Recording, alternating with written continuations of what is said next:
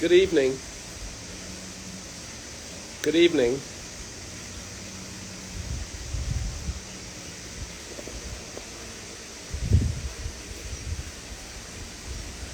Today, I woke up to some sad news.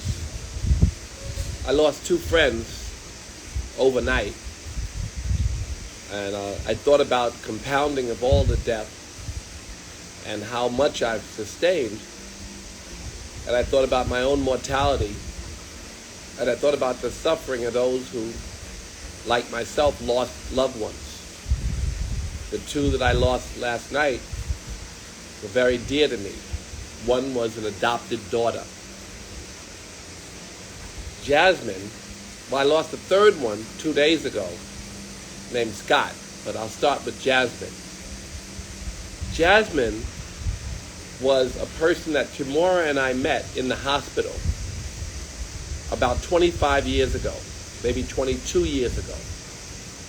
We were producing a concert called Live Aid.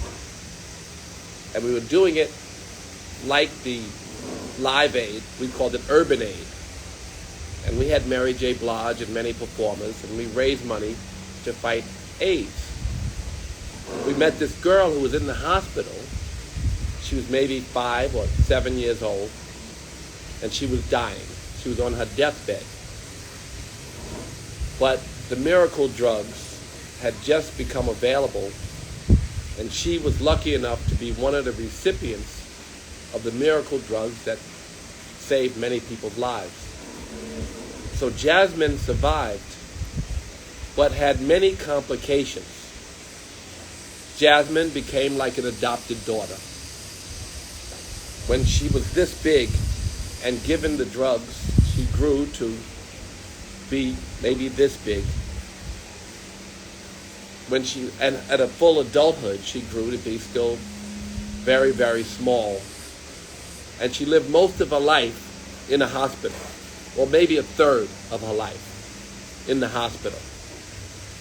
And she had maybe 100 operations. 100 operations just to keep her alive. It was always the liver, the kidney, it was always something. And I, over those 25 years or so, 22 years or so, gave her computers and financial support and helping her find an apartment, and brought her to my house many times, and my daughters got to know her and be close to her, and Kimura, of course, was close to her. And she was a source of inspiration to me all the time. I would speak to her, and she would say, "Uncle Russ, aren't we blessed to be alive?" And she would say that many times from a hospital bed. She would say how blessed she was to be alive, even though she was preparing for an operation or a post-operation, and she was in the hospital, and always in some kind of pain or suffering, but always cheerful. And anytime I spoke to her, I was totally disarmed, because like most of us, our mind creates ways to suffer until we see the suffering of others and are able to count our own blessings. We will create ways for us to suffer. But not only watching others suffer, but reminding us that gratefulness is key. So Jasmine has passed, and she was like an adopted daughter, and it breaks my heart to say she's gone. But at the same time, it broke my heart to know that she suffered so much. Reminds me of how grateful I should be and how grateful you could be for the life that God gave you. Maybe you don't have the kind of afflictions that she had her entire life. She was afflicted with AIDS. She got the drugs way too late, but she survived for 20 plus years in a very difficult and painful environment. So Jasmine, this is for you. I love you.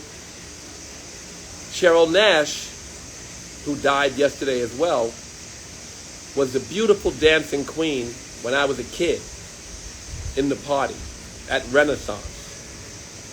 She danced with the owner, Jet, who was her boyfriend. She was a younger girl. Jet was a couple of years older than us because he owned the club. And she would dance, they do the hustle.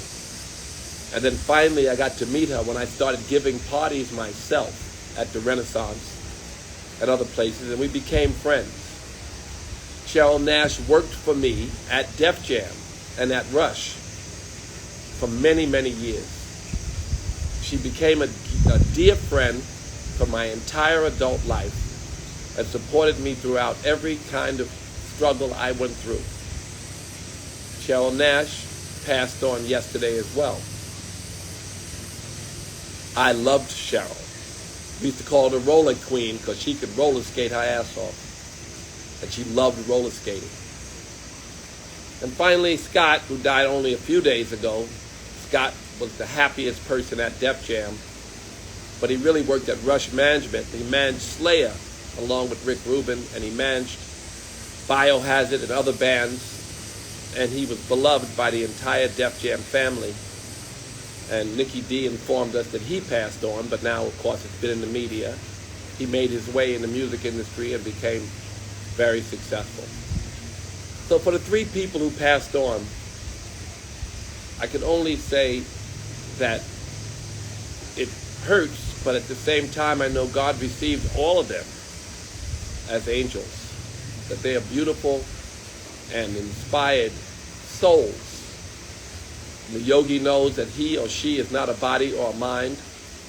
He or she has a body and a mind. And when the body and the mind stop working, the spirit wants freedom. And that freedom is the end result of all of our work. If we talk about enlightenment and pure awareness or consciousness, or the state of Christ consciousness, or God's grace, or nirvana, or samadhi, or any of the prophets' names for the space of God's consciousness, this is why we were here, to achieve what they have already achieved. So to my three beloved friends who've gone on, to Jasmine, my second, to Jasmine, who is a daughter to my family and a family member who's now passed on. Thank you for all the inspiration and support and all of your love and reminders. You know, the yogi practices remembering to remember God, because we forget so often. If we could fasten our mind on God and hold still, I would forget, and I do forget every day. But whenever I spoke to Jasmine, I remembered to be grateful and thankful for the life that I did have. I love you, Jasmine. Farewell. To Cheryl, thank you for always being there and being such a great, great friend for so many years, a lifetime. And to Scott, who kept everybody laughing all the time, farewell. Many blessings to all those who suffer while they're alive. Know that the kingdom is waiting, and there is no suffering in the kingdom. Know that the body and the afflictions of the body are temporary, and know that the spirit never dies. So I say this to my three beloved friends. God bless you. And to all of you, take life as a blessing. And that's it. I don't want to be heavy, but I just thought sometimes Instagram is not for everyone. It's for your friends. And all of us who knew Jasmine, who knew Cheryl, who knew Scott, were lucky.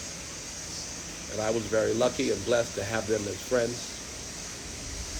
And that's it. Namaste to all the yogis. That means the God in me sees the goddess in you.